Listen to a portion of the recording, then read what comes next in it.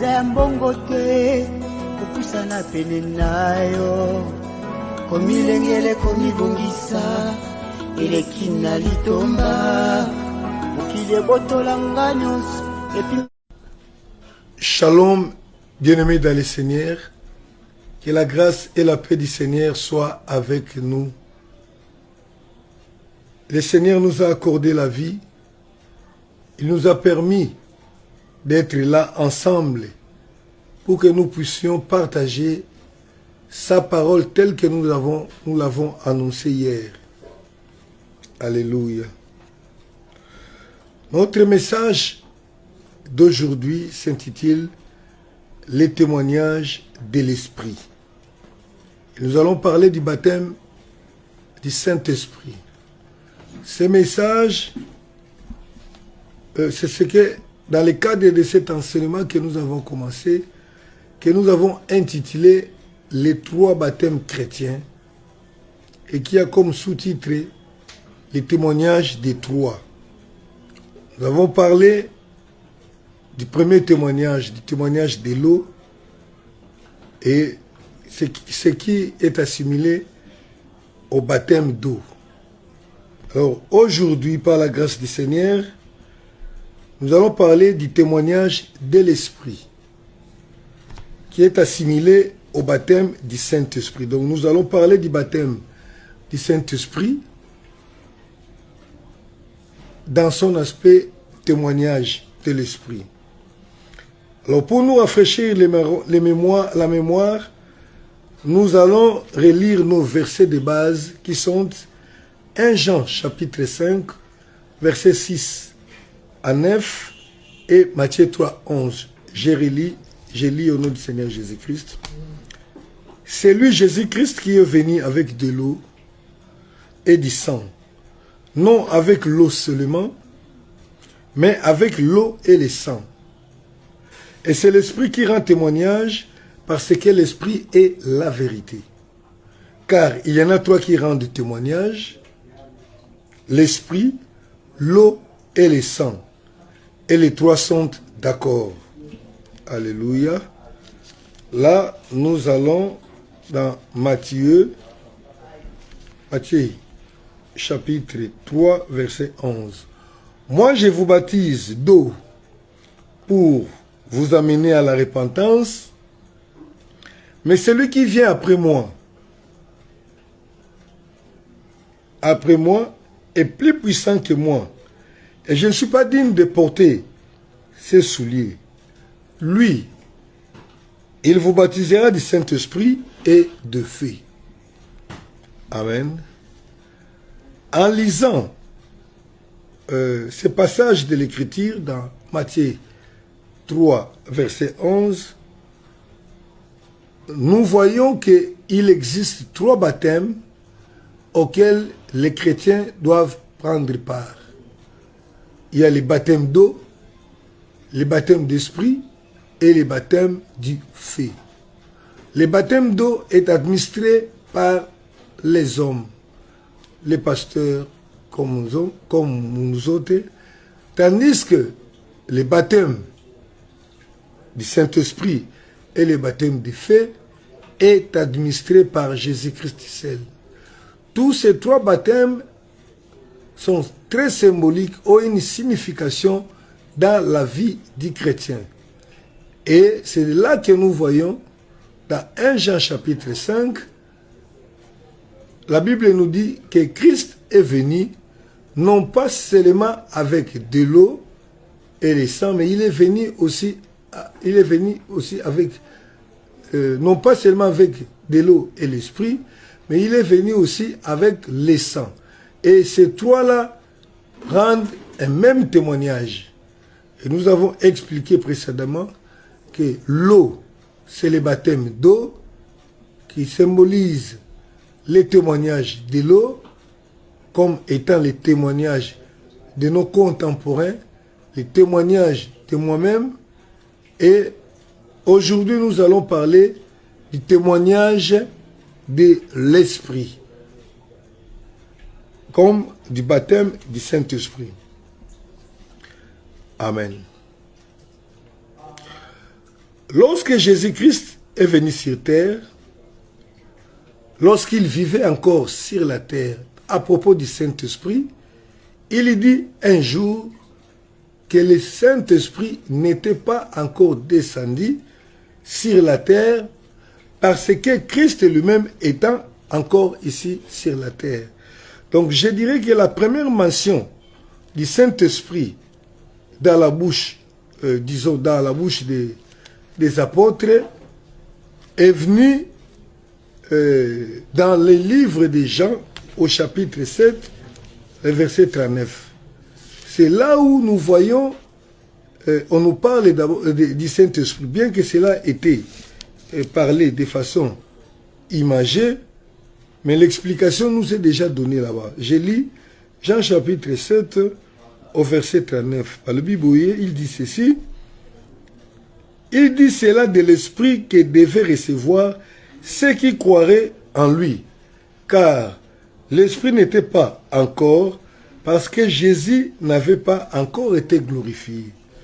Donc la présence du Seigneur Jésus-Christ sur la terre avait empêché la manifestation ou la présence du Saint-Esprit sur la terre ou sur les hommes.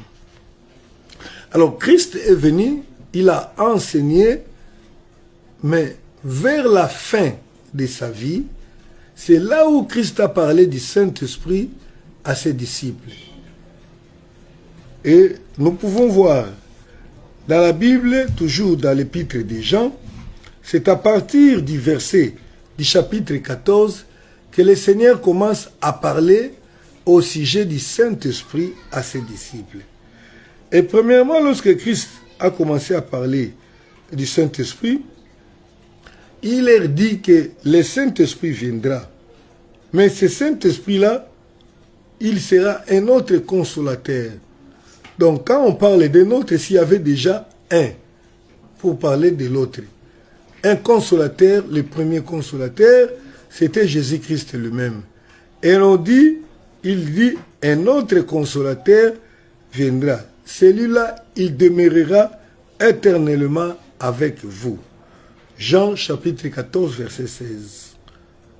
Et moi, je prierai le Père, il vous donnera un autre consolateur, afin qu'il demeure éternellement avec vous. En fait, Christ a continué à parler sur le Saint-Esprit. Il annonce comme étant l'Esprit de vérité qui demeure déjà avec vous, mais qui, dans peu de temps, va demeurer dans vous. Nous lisons Jean, chapitre 14, au verset 17. Donc, lorsqu'on a parlé de cet esprit-là, du consolateur, il dit, il s'appelle l'esprit de vérité, que le monde ne peut recevoir parce qu'il ne le voit point et ne le connaît point. Mais vous, vous le connaissez, car il demeure avec vous et il sera en vous. Bien aimé, là, Christ est en train de parler du Saint-Esprit, mais en l'écoutant, vous remarquez que c'est comme s'il est en train de parler de lui-même. Donc, il parle de lui-même comme étant le Saint-Esprit. Vous voyez. Il dit quoi? L'esprit de vérité que le monde ne peut recevoir. Parce qu'il ne les voit point et il ne les connaît pas. Mais vous, vous les connaissez. Parce qu'il demeure avec vous. Remarquez que Christ n'a pas dit qu'il demeure en vous. Il dit il demeure avec vous. Donc c'est comme si c'était un personnage qui était avec eux ensemble. Mais il dit il sera en vous. Or, nous savons que c'est vrai, le Saint-Esprit réside en nous. Mais Christ, en parlant ici, il s'identifie au Saint-Esprit lui-même. Il dit que il est avec vous, vous le connaissez. En tout cas, il ne faut pas être un enfant pour ne pas connaître. Il ne faut pas être plutôt un expert de la Bible pour comprendre que Christ parlait de lui. Donc le Saint-Esprit, il parle de ça. Il dit encore que ce Saint-Esprit il parle de l'Esprit, je disais, comme de lui. En verset 18, il dit, je ne vous laisserai pas orphelin, je viendrai à vous. Donc là, maintenant, c'est clair. Christ est en train de parler de l'Esprit, du Saint-Esprit comme étant lui-même. Jean 14, 18, il dit, je ne vous laisserai pas orphelin, je viendrai à vous. Alléluia. C'est très important. Et il continue pour dire que le monde ne le verra pas, mais les disciples le verront parce qu'il vivra en eux. Encore un peu de temps et le monde ne me verra plus, mais vous me verrez car je vis et vous vivrez aussi. Donc Christ parle de lui-même comme étant le Saint-Esprit. Alléluia. Au verset 20, nous sommes toujours dans Jean 14. Au verset 20, il dit, en ce jour-là, vous connaîtrez que je suis en mon Père, que vous êtes en moi et que je suis en vous. Donc, celui qui peut demeurer en nous, c'est le Saint-Esprit. Donc, Christ, il se retrouve dans le Saint-Esprit, même le Père. Voilà, parler de l'Esprit, c'est un peu compliqué, et ce n'est pas si compliqué. Il faut que l'Esprit lui-même vous fasse connaître ses secrets ou ses profondeurs. Alléluia. Mais il continue encore, il dit, lorsque cet Esprit-là viendra, il rendra témoignage de lui-même Jésus-Christ. Là, nous sommes dans Jean chapitre 15 au verset 26. C'est ainsi que Christ dira, lorsque vous recevrez le Saint-Esprit, vous serez mes témoins. Or, c'est lui-même, le Saint-Esprit dans nous, et Christ s'identifie comme étant le Saint-Esprit, qui va devoir rendre témoignage de lui-même. Alléluia. Nous parlons ici du témoignage de l'Esprit et du baptême du Saint-Esprit. Donc, Christ dit à ses disciples qu'il fallait que lui parte pour que le Saint-Esprit vienne. Mais n'oubliez pas que nous avons vu ici que Christ lui-même s'identifie au Saint-Esprit. Comme il était encore sur la terre, le Saint-Esprit ne pouvait pas venir. Je lis 16, Jean 16, verset 7. Il dit, cependant, je vous dis la vérité, il vous est avantagé que je m'en aille. Car si je ne m'en vais pas, le consolateur ne viendra pas vers vous. Mais si je m'en vais, je vous l'enverrai. Bien-aimé, le mystère de Dieu est grand. Il dit, je viendrai, je demeurerai en vous. Un autre consolateur viendra. Je reviendrai, je demeurerai en vous. Mais il dit, il enverra le Saint-Esprit. Alléluia.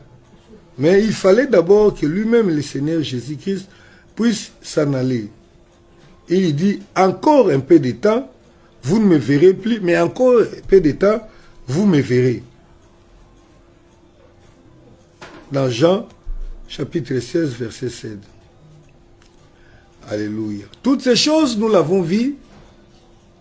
Christ a parlé de ça avant sa mort ou avant sa résurrection. Mais après sa mort, Jésus rencontra les disciples. Nous sommes toujours dans les livres des gens. Nous parlons du baptême du Saint-Esprit et du témoignage de l'Esprit. Christ rencontre les disciples. Il leur dit ceci. Jésus lui dit, c'est à la femme, ne me touche pas encore, car je ne suis pas encore monté vers mon Père, mais va trouver mes frères et dis-leur que je monte vers mon Père et votre Père, vers votre Dieu, vers mon Dieu, votre Dieu. Christ, lorsqu'il parlait du Saint-Esprit, il était encore sur la terre. Mais, après la résurrection, la sœur Marie qui l'avait vu en premier, lorsqu'il a voulu les toucher, Christ a dit, ne me touchez pas encore, parce que je ne suis pas encore monté vers mon Père. Or, il lui disait que il fallait que moi je m'en aille pour que le Saint-Esprit puisse descendre. Il n'était pas encore parti, il était sur la terre. Là, c'est ce que nous avons vu, qu'il disait, il faut que je m'en aille pour que le Saint-Esprit puisse descendre. Mais il n'était pas encore parti, il était sur la terre. C'est le même jour-là que Christ rencontra maintenant tous les disciples réunis ensemble. Et là, il les rencontra, il s'était retrouvé dans une maison où il s'était caché. Là, nous sommes toujours dans Jean, c'est le même jour où Christ a dit, ne me touchez pas parce que je ne suis pas encore monté. Alors qu'il avait dit, il faut qu'il parte pour que le Saint-Esprit descende. C'est-à-dire que le Saint-Esprit n'était pas encore descendu en vérité ou en vrai. Alors maintenant, dans le même jour-là, le soir, il se présenta au milieu des disciples. Maintenant, nous lisons Jean chapitre 20, au verset 21 et 22. Il dit ceci. Jésus leur dit, de nouveau, la paix soit avec vous. Comme le Père m'a envoyé, moi aussi, je vous envoie. Là, c'est Christ après la résurrection, mais il n'est pas encore monté. Retenez que Christ est ressuscité, et puis il a passé 40 jours sur la terre, sans monter auprès du Père. C'est comme ça qu'il dira à cette femme-là que ne me touchez pas parce que je ne suis pas encore monté.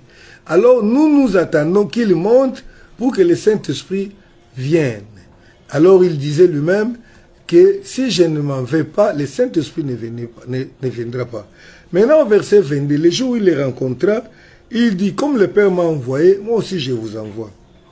Au verset 22, il dit, après ces paroles, il souffla sur eux et leur dit, recevez le Saint-Esprit. Alléluia. Recevez le Saint-Esprit. Maintenant, je pense que c'est la question que nous devons nous poser tous ensemble. Parce que il est établi qu'il fallait qu'il monte pour que le Saint-Esprit vienne. Mais il dit, il souffle à ses disciples, il leur dit, recevez le Saint-Esprit.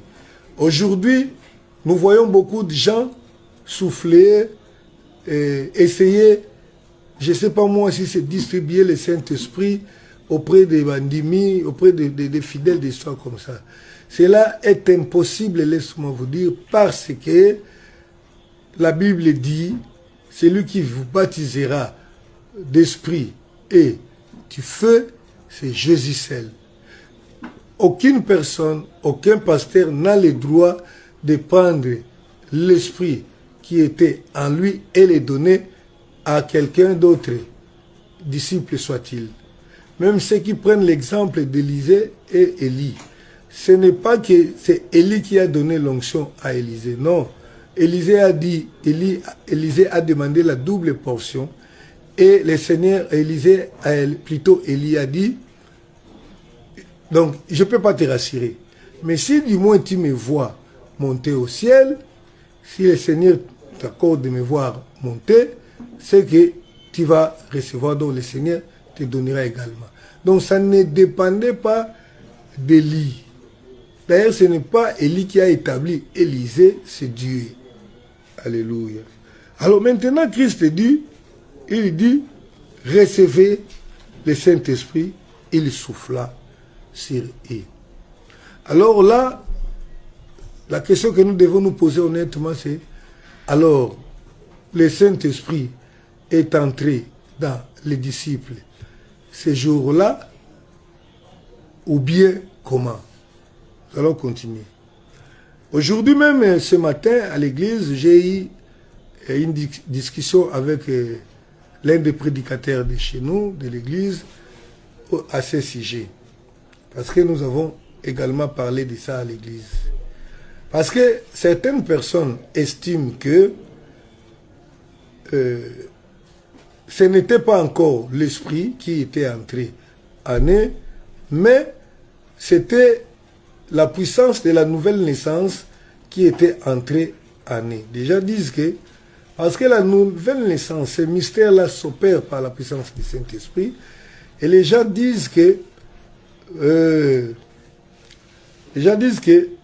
les disciples qui étaient avec Christ n'étaient pas encore nés de nouveau jusqu'au jour où Christ a fait cette déclaration. C'est en ce moment-là qu'ils étaient nés de nouveau. Parce que tous comprennent que visiblement les disciples n'étaient pas encore baptisés du Saint-Esprit ce jour-là. Alors il y a d'autres personnes qui disent que le Seigneur leur a tout simplement prédisposé à recevoir maintenant le Saint-Esprit.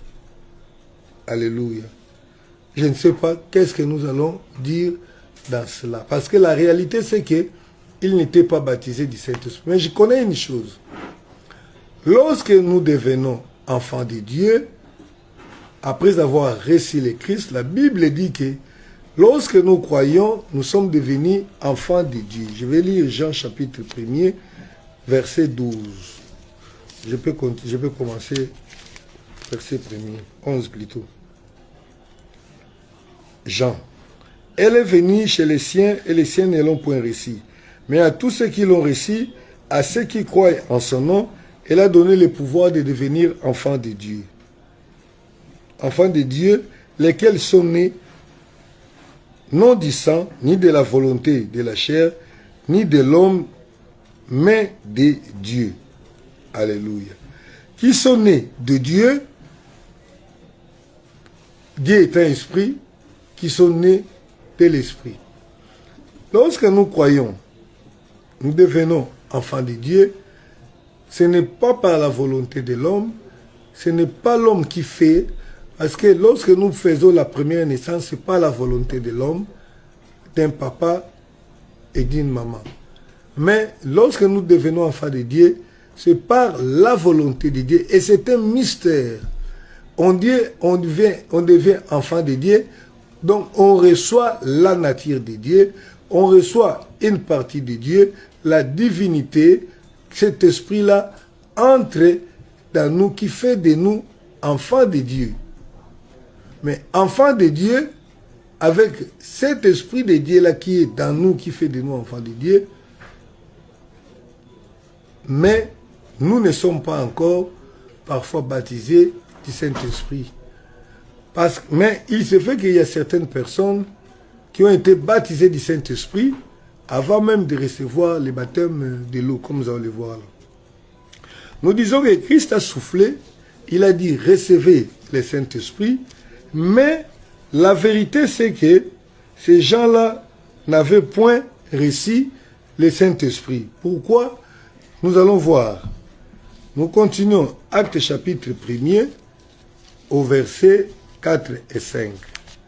Acte 1er, versets 4 et 5. Comme il s'est trouvé avec eux, il est recommandé de ne pas s'éloigner de Jérusalem, mais d'attendre ce que le Père avait promis. Ce que je vous ai annoncé, leur dit-il. C'est Christ qui parle. Car Jean a baptisé d'eau, mais vous, dans peu de temps, vous serez baptisés du Saint-Esprit. Donc, les disciples à qui Christ avait soufflé pour leur dire recevez du Saint-Esprit, n'en avaient pas du tout reçu. Tel que nous voyons, disons les baptêmes, je ne sais pas mon roi. Christ, ce jour-là, le dernier jour avec les disciples, aux dernières rencontres, il leur dit ceci, il leur recommanda de ne pas sortir de Jérusalem, qu'ils attendent que la promesse soit accomplie. Et quelle est cette promesse? C'est la promesse que Jean-Baptiste avait dit. Il avait dit, moi je vous baptise. Donc, il y a un autre qui vient après moi, lui, il vous baptisera du Saint-Esprit et du feu. Et Christ le rappelle ici, ce que vous avez entendu, les Jean-Baptiste là, vous restez ici, ça doit s'accomplir, vous serez baptisés du Saint-Esprit. Donc, il n'était pas encore baptisé du Saint-Esprit. Alléluia. Au jour de la réalisation de ce baptême-là, au lieu qu'on nous parle qu'ils étaient baptisés du Saint-Esprit ce jour-là. Nous savons bien comment c'était passé. Mais ce jour-là, les termes qu'on a utilisés là-bas, c'est un terme nouveau. On dit qu'ils étaient tous remplis du Saint-Esprit. Acte chapitre 2, nous sommes dans Acte chapitre 2 au verset 4. J'aimerais qu'on lise à partir du premier verset et descendre. Le jour de la Pentecôte, ils étaient tous ensemble dans le même lieu. Tout à coup, il vint du ciel un bruit, comme celui de vent impétueux. Et il remplit toute la maison où ils étaient assis. Ils étaient assis. Les langues semblables à des langues de feu leur apparurent, séparées sur les unes des autres, et se posèrent sur leurs têtes. Et ils furent tous remplis du Saint-Esprit et se mirent à parler en d'autres langues selon que l'Esprit leur donnait de s'exprimer. Voyez-vous, dans Acte 1, verset 5-6, le Seigneur parle clairement que dans peu de temps, vous serez baptisés du Saint-Esprit.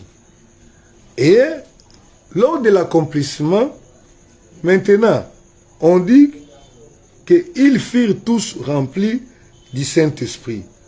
Donc, on ne parle plus qu'ils furent baptisés, mais la Bible dit qu'ils furent tous remplis du Saint-Esprit. Alléluia. Et de la même manière, l'apôtre Paul, lorsqu'il prend encore son discours, il parle de la même chose. Il dit ceci dans Acte chapitre 2, verset 33, il dit ceci, bon, 32, c'est ce Jésus que Dieu a ressuscité, nous en sommes témoins, élevé par la droite de Dieu, il a reçu du Père le Saint-Esprit qu'il avait été promis, et il a répandu comme vous le voyez et vous l'entendez. Il a parlé que Dieu a répandu le Saint-Esprit en nous.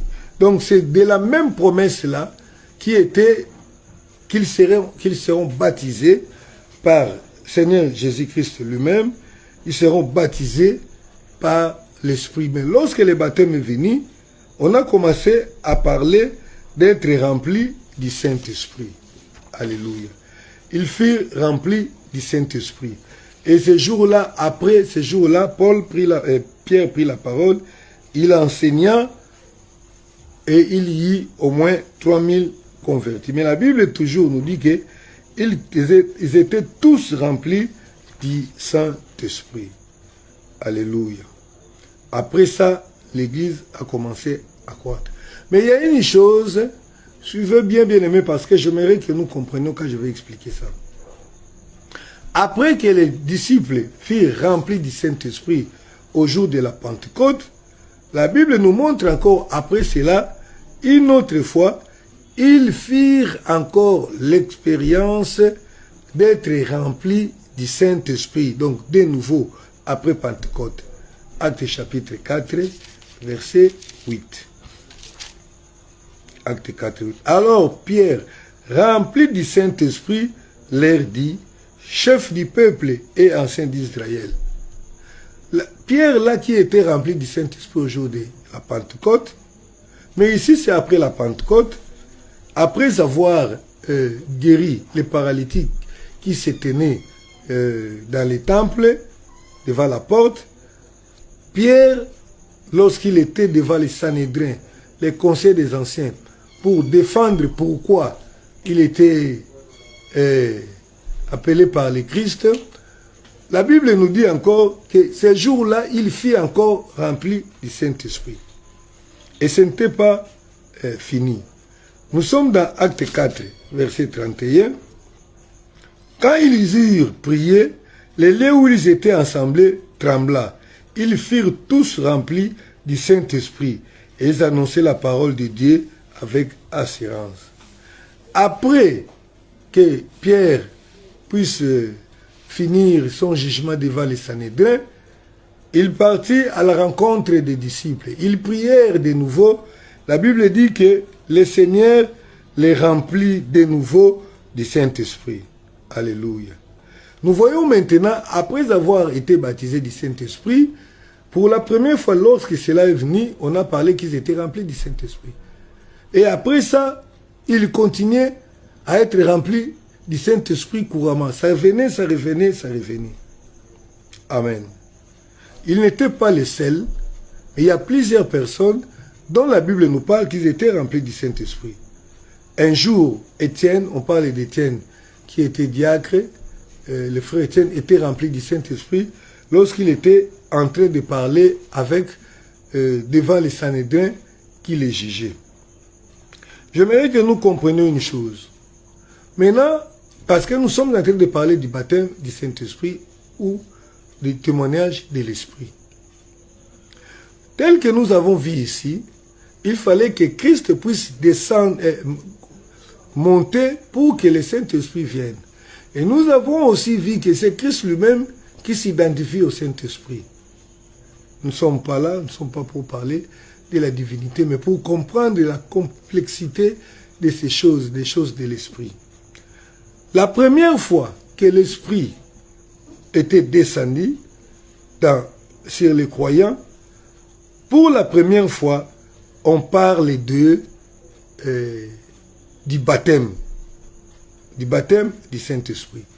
Mais après plusieurs expériences, ou la seconde expérience, on ne parle plus du baptême du Saint-Esprit, mais on parle plutôt tout simplement d'être rempli du Saint-Esprit. Cela va nous aider à comprendre quelque chose. Donc pour la première fois, on parle bien de baptême, recevoir le baptême. Mais après, ça ne reste plus encore le baptême, mais ça devient tout simplement être rempli du Saint-Esprit. Alléluia. Nous lisons dans Actes chapitre 8, verset 14. Actes chapitre 8, verset 14. Les apôtres qui étaient à Jérusalem, ayant appris que la Samarie avait reçu la parole, ils envoyèrent Pierre et Jean. Ceux-ci arrivaient chez les Samaritains, prièrent pour eux afin qu'ils reçissent le Saint-Esprit. Car il n'était pas encore descendu sur aucun d'eux. Ils avaient seulement été baptisés au nom du Seigneur Jésus. Alors Pierre leur imposèrent les mains et ils reçurent le Saint-Esprit. Ils reçurent le Saint-Esprit ce jour-là, après avoir été pour la première fois. Donc c'est pour eux, pour cette première fois-là, c'est ça qui constitue le baptême. Donc maintenant, lorsque on est déjà baptisé, ce qui nous arrive après, la Bible parle de cette expérience d'être rempli du Saint-Esprit. Pourquoi? C'est la même chose. Le baptême en soi, le mot baptême, de par son origine grecque, signifie immerger. C'est-à-dire entrer un corps dans l'eau.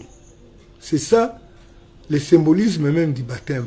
C'est ainsi, lorsque nous prenons le baptême d'eau, nous entrons dans l'eau, nous disparaissons dans l'eau. Donc c'est comme si nous sommes engloutis, nous sommes dans l'eau. Bien sûr, après on va sortir. Alors lorsque le Seigneur parle du baptême du Saint-Esprit, cela sous-entend que nous sommes engloutis dans l'Esprit.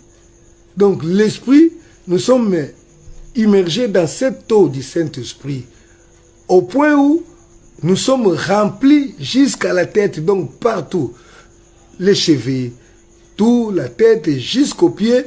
Lorsque je suis baptisé, donc je suis entré dans le Saint-Esprit. Or, cette expérience-là, c'est ce qui se dit être rempli du Saint-Esprit. Voilà pourquoi le Seigneur, après avoir été baptisé, on ne continue plus de parler du baptême, on parle tout simplement que nous sommes remplis du Saint-Esprit. Alléluia. Donc cela veut dire que je suis maintenant sous l'influence totale de l'Esprit. Donc le Saint-Esprit, il se manifeste, il agit, il parle à moi, donc je suis dans le Saint-Esprit. C'est ici, vous verrez beaucoup d'endroits, la Bible dit, Paul, rempli du Saint-Esprit, dit ceci. Un tel rempli du Saint-Esprit fait ceci, cela. Il est vrai que lorsque, après que nous soyons remplis du Saint-Esprit, lors du baptême de l'Esprit, il arrive qu'avec tout ce que nous connaissons comme problème, que nous puissions diminuer. Raison pour laquelle il y a une grande recommandation dans Éphésiens chapitre 5, verset 18. La Bible dit, soyez remplis du Saint-Esprit. Alléluia. Ne vous enivrez pas du vin, c'est de la débauche, mais soyez au contraire remplis du Saint-Esprit. Donc, c'est-à-dire que nous devons chercher à être remplis du Saint-Esprit. Quand on est rempli du Saint-Esprit, on est sous l'influence de l'Esprit, l'Esprit te dirige, mais cela ne signifie pas qu'on est agité, parce que beaucoup de gens, lorsque ils pensent que quand on est rempli du Saint-Esprit, on est agité, vous voyez une personne qui est en train d'agiter, parler comme s'il était en transe. Non, ce n'est pas toujours ça. Je suis rempli du Saint-Esprit, mais je ne suis pas dans l'agitation. Je suis tout simplement sous le contrôle total de l'Esprit. Mes yeux, mes oreilles, tout, ma bouche, tout mon corps est sous le contrôle total du Saint-Esprit. Donc c'est comme si je suis possédé entièrement du Saint-Esprit et qui agit au milieu de nous. Lorsque la Bible parle, nous recommande de marcher par l'Esprit, cela ne sous-entend pas que nous allons marcher en transe, nous allons marcher en s'agitant. Alléluia. Maintenant, comment le baptême du Saint-Esprit vient? Comment ça se passe? Nous allons parler de ça et après pour pouvoir expliquer les témoignages de l'Esprit, comment cela doit se manifester dans la personne qui a été baptisée du Saint-Esprit. Vous savez, j'avais dit que Christ a parlé avec les disciples du Saint-Esprit pour la première fois vers là où nous avons lu dans Jean 14. Mais la réalité, c'est que Christ a parlé une fois de l'Esprit, ce n'était pas avec ses disciples, mais il a parlé avec un chef du peuple, à la personne de Nicodème. Vous connaissez l'histoire de Nicodème qui est venu à la rencontre du Seigneur Jésus-Christ la nuit pour poser la question au sujet des miracles que Christ faisait. Mais Christ, au lieu de lui répondre au sujet des miracles, il a trouvé bon de lui répondre ce qui est important. Ce ne sont pas les miracles qui sauvent, qui rendent l'homme grand, mais c'est naître de nouveau pour aller au ciel. Et Christ a profité pour parler de l'Esprit. Il a dit, ce que je t'ai dit est Esprit. Jean chapitre 3, verset 8. Le Seigneur nous montre une révélation que nous allons essayer de comprendre ici. Le vent souffle où il vit, et tu entends le bruit, mais tu ne sais d'où il vient, ni où il va. Il en est ainsi de tout homme qui est né de l'Esprit. Alléluia. Ça, c'est une révélation importante, bien-aimé. La Bible dit, l'Esprit est comme le vent. Il travaille comme le vent. Vous ne savez pas, il vient d'où et il va où, mais lorsque le vent souffle, vous voyez quand même les effets du vent là. Vous entendez le bruit, vous voyez que donc parfois il y avait un truc ici qui s'est déplacé parce que le vent là a soufflé. Alléluia. Alors cela signifie quoi? Que personne ne peut prévoir de la manière dont le Saint-Esprit viendra ou se manifestera sur la vie d'une personne, même au jour du baptême. Comme nous allons le voir. Parce qu'il est comme le vent. Personne ne sait d'où il vient. Personne ne sait d'où il va. Mais lorsqu'il souffle, nous pouvons voir, comprendre que non, là, c'est l'Esprit. C'est ça le Saint-Esprit. Lorsque le Saint-Esprit vient, aucun prédicateur ne peut prévoir. Ceux qui disent, voilà, l'Esprit va souffler, je vais faire comme ça, ça, c'est un peu suspect. L'Esprit de Dieu vient de la manière dont il veut. Personne ne sait comment il viendra, comment il va se manifester. Il va venir. Alors ne vous laissez pas intimider, ne vous laissez pas séduire par les gens qui parlent à l'avance de ce que le Saint-Esprit va faire. Il va faire ceci, vous allez voir ceci, il va faire ceci, c'est suspect. Amen. Vous savez, lorsque Christ était baptisé du Saint-Esprit, la Bible dit que il est entré dans l'eau. Lorsqu'il est sorti de l'eau, le Saint-Esprit est descendu sur Christ sous la forme de la colombe. Alléluia. Ce jour-là, le ciel s'est ouvert et le Saint-Esprit est descendu sous forme de la colombe. Luc chapitre 3, versets 21 et 22. Et la Bible dit, il était rempli du Saint-Esprit. Alléluia. Nous allons lire ça rapidement. C'est très important par rapport à ce que nous sommes en train de dire. Le Saint-Esprit, il vient comme il veut. D'ailleurs, la Bible dit, il y donne les dons comme il les veut également. Donc, en quelque sorte, il est souverain. On ne peut pas les manipuler. Luc 3, 21, 22, la Bible dit ceci. Tous les peuples se faisaient baptiser, Jésus fut aussi baptisé. Et pendant qu'il priait, le ciel s'ouvrit. Et le Saint-Esprit descendit sur lui sous une forme corporelle comme une colombe. Et une voix se fit entendre du ciel ces paroles. Tu es mon fils bien-aimé, en toi j'ai mis toute mon affection. Alléluia. Le Saint-Esprit, comme le vent, personne ne sait il vient d'où, il va où. Lorsqu'il est descendu sur Christ, la Bible dit il est descendu sous forme de la colombe. Et Christ était rempli du Saint-Esprit. Alléluia. Mais si nous essayons de lire dans la Bible, la seule fois où nous verrons qu'une personne a été baptisée du Saint-Esprit avec ces signes de la colombe, c'est seulement Jésus-Christ. Lorsque les disciples furent baptisés, comme nous l'avons lu là, la Bible dit qu'il y avait un vent. Le vent a soufflé et il y eut les langues comme les langues de feu qui s'étaient montrées sur leur tête. Et ils parlèrent en langues diverses. Pour la seconde fois, dans un autre cas du baptême de l'Esprit, comme je l'ai dit, l'Esprit vient comme il y veut. L'Esprit est venu ici. Comment? Il a soufflé, ils ont entendu le vent souffler, mais l'Esprit s'est fait voir sur leur tête comme les langues des fées. Bien aimé, je pense également que pour la seule fois où nous avons entendu dans la Bible, bien sûr, peut-être cela s'est reproduit aussi dans d'autres églises, parce que je n'ai pas d'informations de toutes les églises du monde. Mais du mieux, nous voyons que l'unique fois où le Saint-Esprit est apparu sur la tête des gens sous la forme du feu, des langues du feu, c'était les disciples.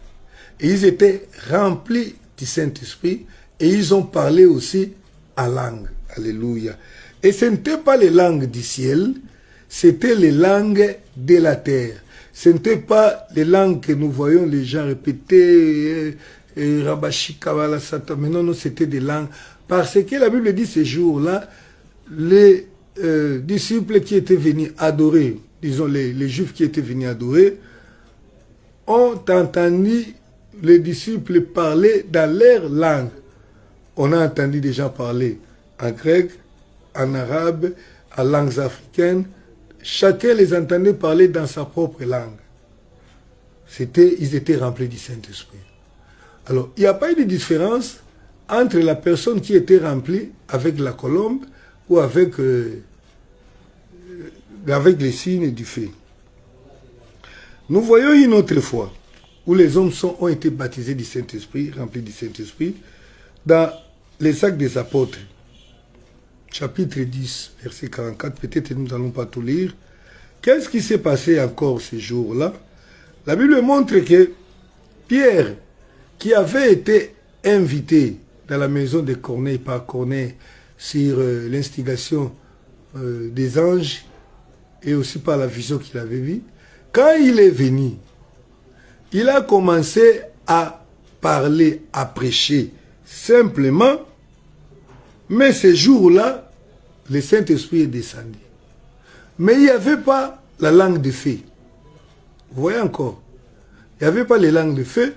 Néanmoins, les gens ont parlé dans des langues. Il y a eu aussi les parler en langue. Lorsque nous voyons une autre fois, comme nous avons vu dans Actes, dans la Samarie, lorsque les apôtres sont venus, ils ont imposé les mains à ses disciples. Les disciples qu'ils avaient demandé, s'ils avaient déjà reçu le Saint-Esprit, dire non, nous n'avons même pas entendu parler de ça. Nous avons juste reçu le baptême des gens. La Bible dit, ils leur imposèrent les mains et après cela, le Saint-Esprit descendit sur eux. Lorsque ce Saint-Esprit est descendu sur eux, la Bible ne nous dit rien. La Bible ne dit pas que non, ils ont parlé en langue. La Bible ne dit pas qu'il y avait eu le feu.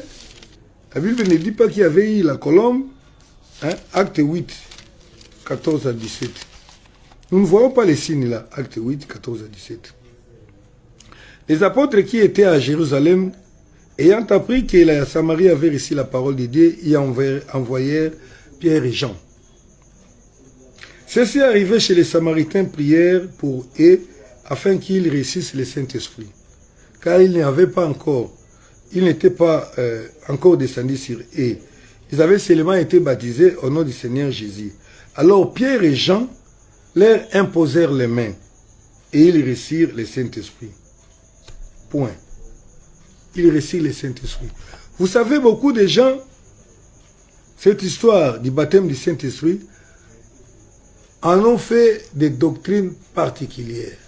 Pour être rempli du Saint-Esprit, il faut commencer à parler en langue. Mais nous voyons, par exemple ici, la Bible dit, le Saint-Esprit descendit sur les frères là de Samarie. Ils n'ont pas parlé en langue. Mais ils étaient remplis du Saint-Esprit.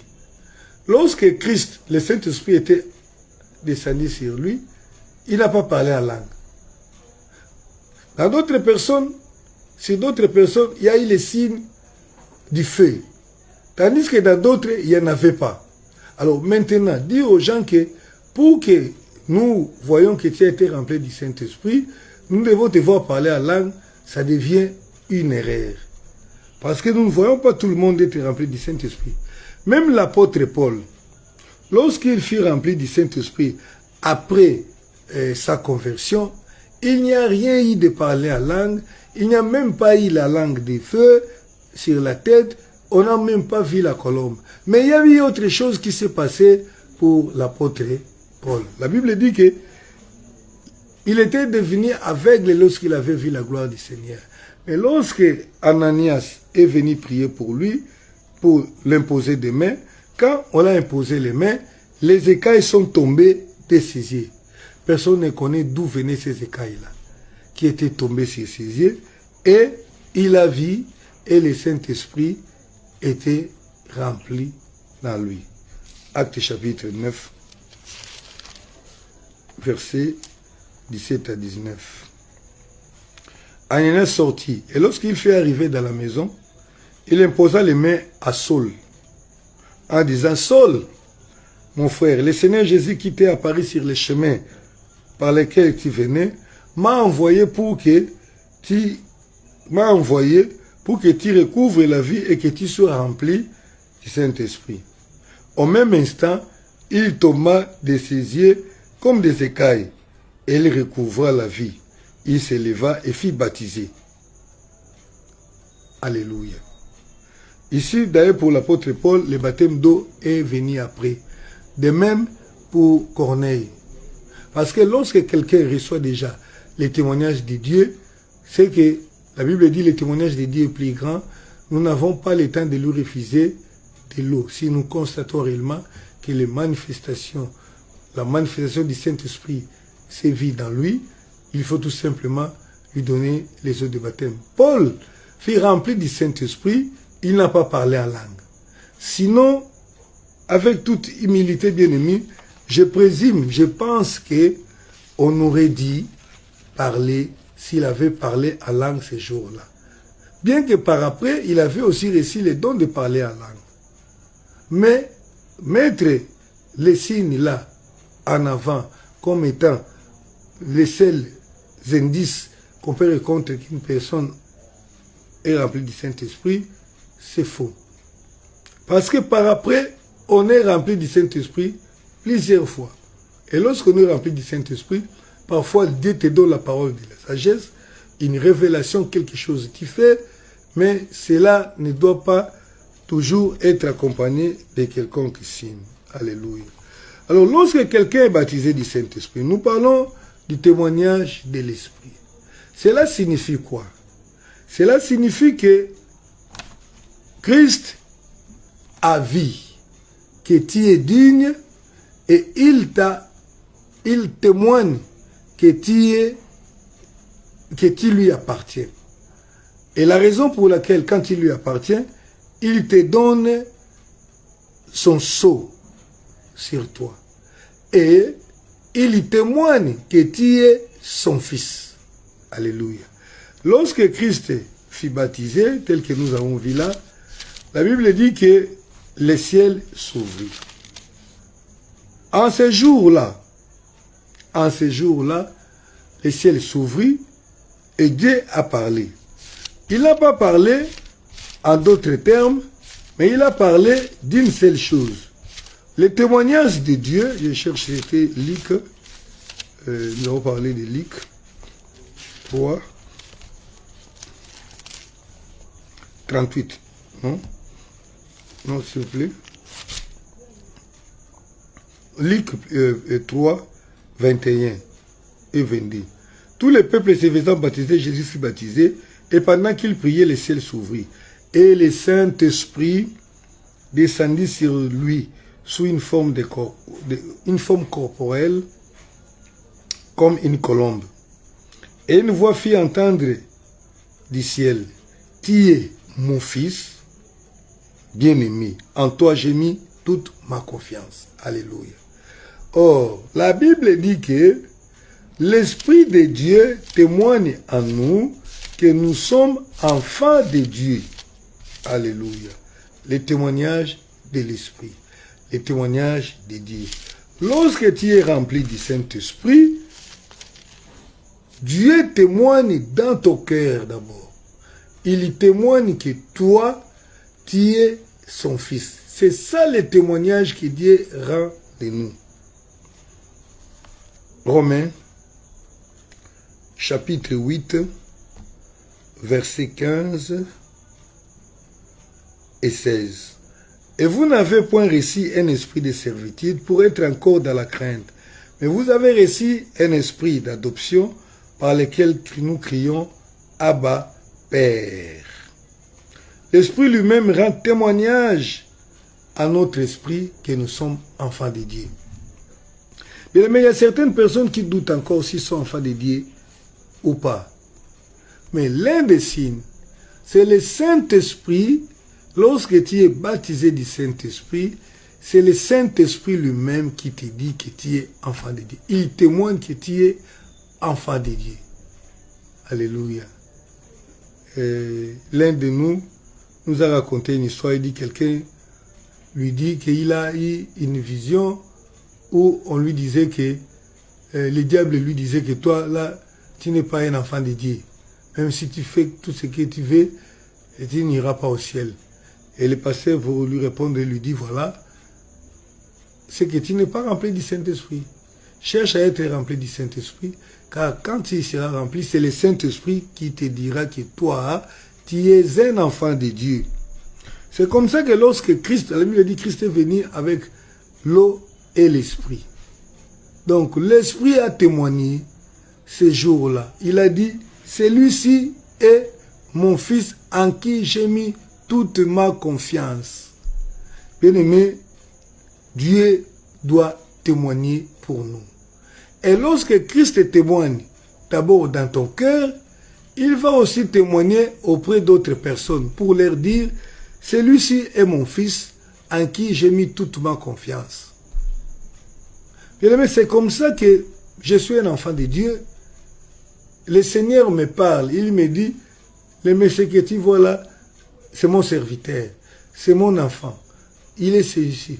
Pourquoi? Parce que le Saint-Esprit qui est à moi, qui doit témoigner pour nous, il témoigne pour moi, il témoigne aussi pour les enfants de Dieu. C'est très important de chercher les témoignages de Dieu. Si quelqu'un n'a pas l'Esprit de Dieu, c'est qu'il n'est pas enfant de Dieu.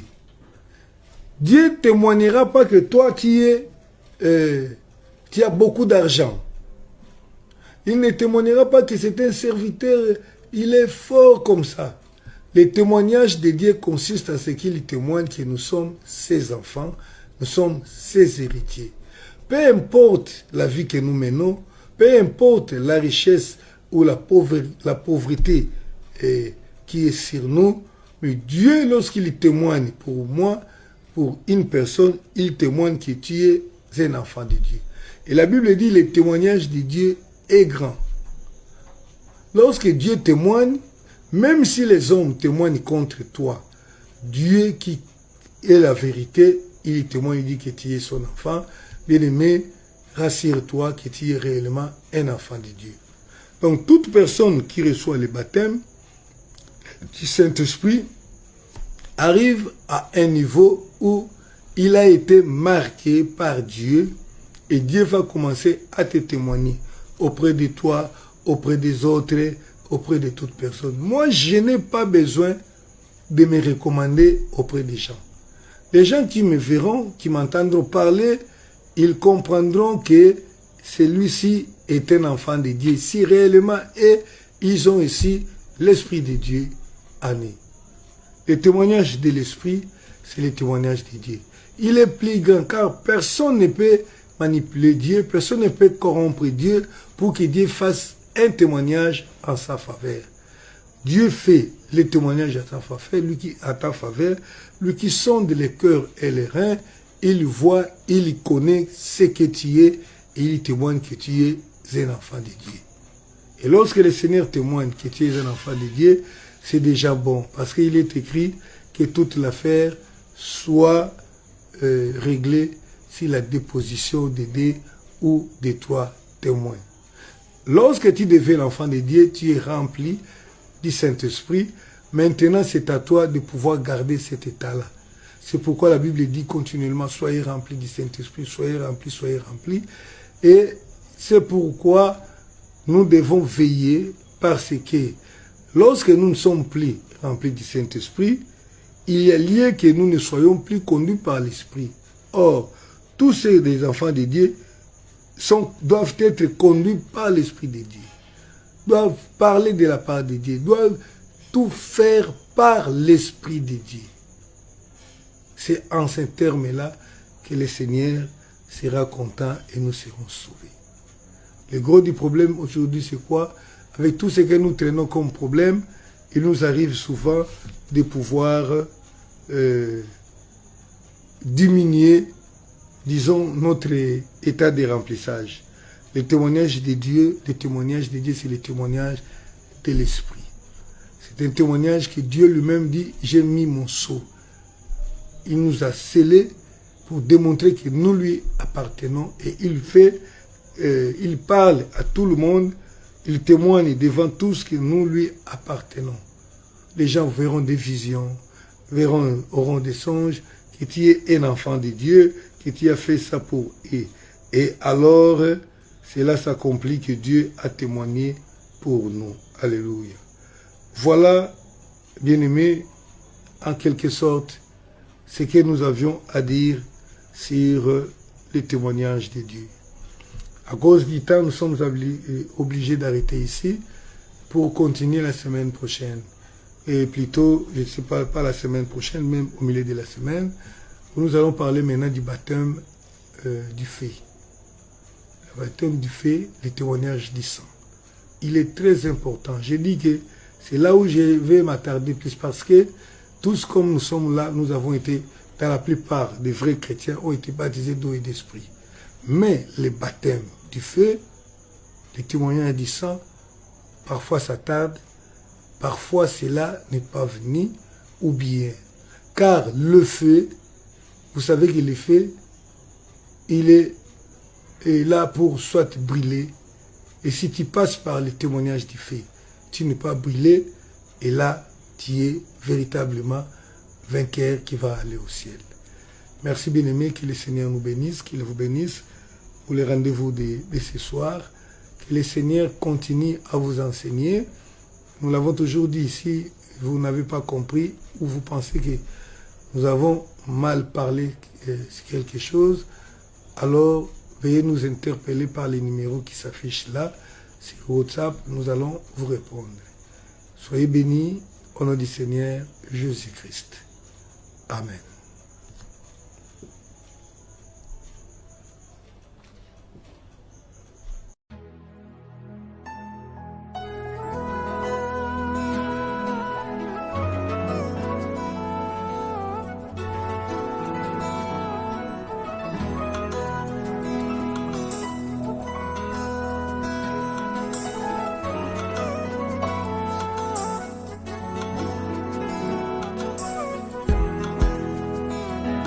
eza ya mbongo te kopusana pene na yo, komilengele komibongisa eleki na litomba, mokili ebotola nga nyonso epi